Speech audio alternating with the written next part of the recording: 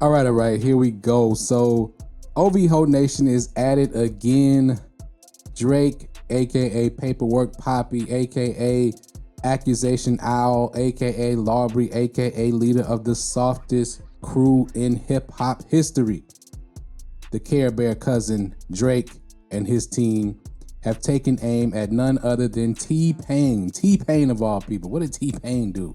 Though I do think this is a little bit of an overreaction, I am going to go through why. I can understand why Drake reacted the way he did to T-Pain. We're going to get into it, but first let's take a look at how OVO Nation has chosen to attack T-Pain a little bit as Chubbs. Chubbs may not protect Drake from being slapped by insane music executives, but he will troll the heck out of Drake's ops. Let's take a look at what he had to say on IG about T-Pain as he trolled him viciously about his numbers and his current irrelevance. Let's check it out. This is Chubbs' IG. Yo, play T-Pain song for me. T-Pain. T-Pain. T-Pain. I gotta find the DJ, T-Pain. Hold up, I gotta find the DJ. DJ!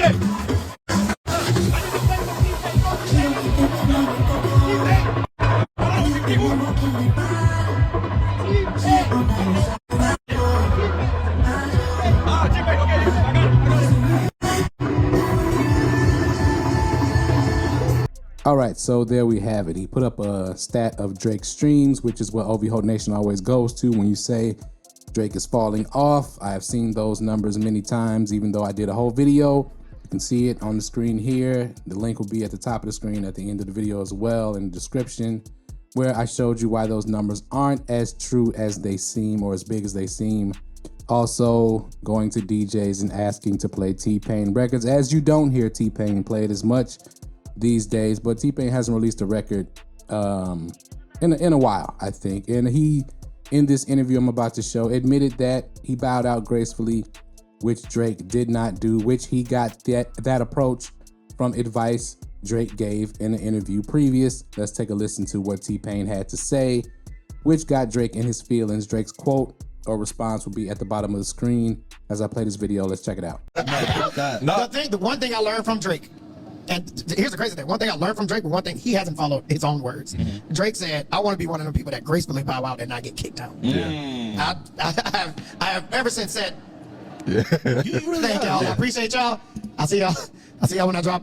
Don't worry about it, I'll just drop something. Let me know if you heard it. Drake is like, no, listen, okay, I got another one. Hold on, check this out. Check this out. Y'all didn't like that one? Okay, real quick, just one more. Let me try one more. And then he's the person that he said, you know, he didn't want to be. And I learned that from him. Now, I'm sure when Drake saw that T-Pain interview and was typing his comment under that video, he had this kind of energy right here. He was probably looking at his telephone or his screen saying something like this. You ain't got the answers, man. You ain't got the answers. You ain't got the answers.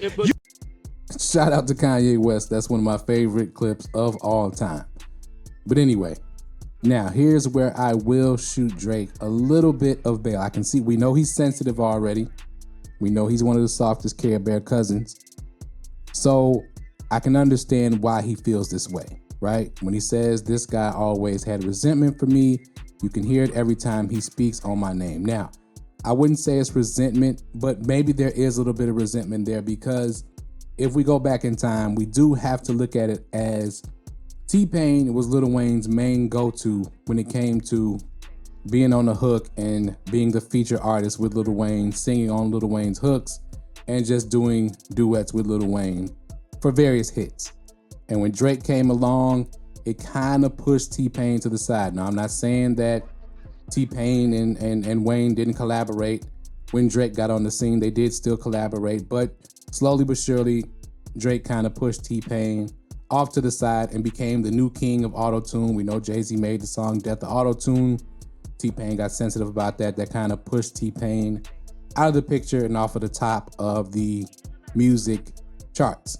Now, so there is an avenue where there could be some resentment there, but T-Pain, in a recent stream that he did, commented on Drake's duet album with Party Next Door, Some Sexy Songs for You, and I don't think that he was really trying to throw shade at Drake. I think he was just giving an honest opinion. This is the same opinion I had on the album and many other people had when listening to the album and seeing the response from the majority of music goers. Let's take a listen to that. So here's my thing. I feel like he recorded a bunch of shit. In order to keep Party around, you can take 10, 15 of these songs, put a verse on the bitch Party. That's our album, bro. The songs are already recorded. The songs are already recorded. These are all the songs that didn't make my previous albums. Go for it, bro. Put verses on these songs. Yeah, there's 5 to 7 solo Drake songs that didn't make other albums. It's not saying that they're bad. I'm not saying that they're bad. These are just songs that didn't make albums or Party or the other way around. So Drake also took to his IG to make a statement, I guess, and show us that he had a new V12, and we're not talking about a car. He's on demon time. Okay, the Iceman is coming, and they're probably gonna ice T-Pain out, and they're not talking about diamonds. What did he say? I'm wide awake for the nights that separate the type who get it till they get it right from the type who just type. And once again, Drake is telling us all, you ain't got the answers, man. You ain't got the answers. You ain't got the answers. For those of us who said he should just go away and sit down for at least a while. I'm not saying you should sit down permanently. Okay, you have a lot of fans who are looking forward to your music, but I think he should have took a year off. I think T-Pain shares those sentiments, although T-Pain is just saying bow out gracefully. But I think he should have bowed out for at least a year. Again, the tidal wave of Kendrick Lamar and the records that he released, and then the GNX album after that, and now the tour. And this tour is going to be a world tour, so it's going to go on until 2026 probably. Trolling and going to get plastic surgery abs and doing a few push-ups and spraying baby oil on your body. Everybody should know by now, baby oil is a bad thing. It's a bad thing now. Shout out to Diddy. And trolling and having your security guard troll instead of protect you from people slapping you and all of these things. This is not going to help you revive your career. Where if he'd went away, let people miss him, and then came back and not tried to force his way, and that's what T-Pain is saying. You're trying to force people to put you back in the position that you were. It's not going to happen that way. But I'm here for it. I'm here for the final boss fight of Auto-Tune Kings, in my opinion. I believe these two are the artists who benefited the most in the current era from Auto-Tune and made some really fantastic songs by way of Auto-Tune. So I'm here for it. Maybe Drake has a fair fight against T-Pain. I don't think T-Pain is going to engage him, but he might. T-Pain, this could be a opportunity to get yourself back on the map, so to speak. Not saying that he's totally washed or anything like that. He just took a step back, as he said. But I don't know. We'll see how this goes. Shout out to OVO Nation. You guys are persistent, if nothing else. But that's all I have on this, man. Let me know what y'all think about this whole situation in the comments below. Hit that like button if you haven't hit that like button yet. Hit that subscribe button if you're not subscribed. Share this video. Tell a friend to tell a friend. Thank y'all for watching as always, and we out.